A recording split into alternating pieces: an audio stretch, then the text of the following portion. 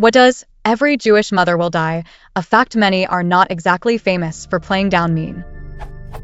The New York Times, May 20th, carried a review on a review, Old Jews Telling Jokes, currently being performed at the West Side Theater, under the title Such a Tradition of Humor, and this is only a review.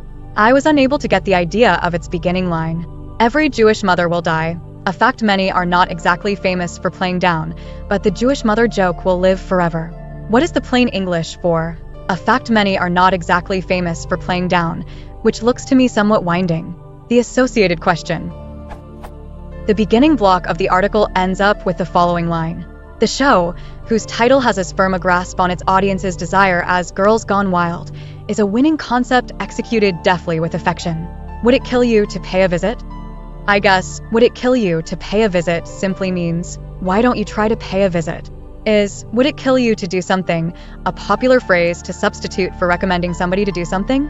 Does it sound awkward or over the top if I say to my colleague, would it kill you to have a drink, instead of saying, let's have a drink after work? A fact many are not exactly famous for playing down. Sarcastic understatement.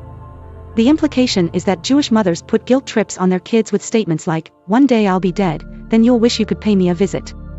The "would it kill you" is over the top. It is for someone who has not done what is expected of them. Wife to husband, would it kill you to take out the trash?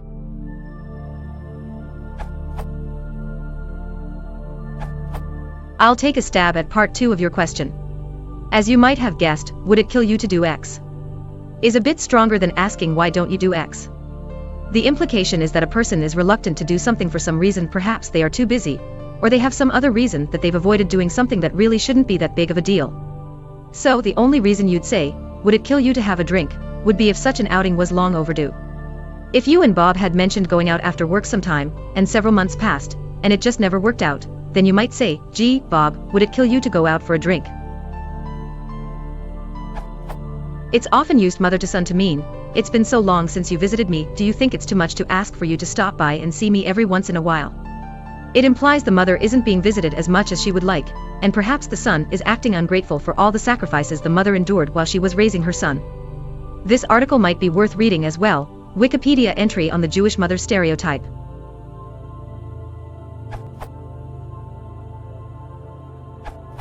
The phrase, "every Jewish mother will die," a fact many are not exactly famous for playing down, may be doubly confusing if you're not familiar with Jewish mothers and English is not your first language.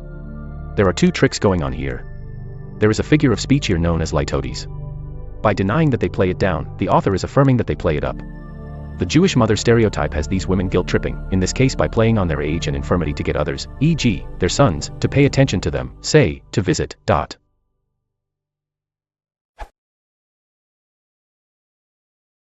If you want to support the channel, please consider liking and subscribing.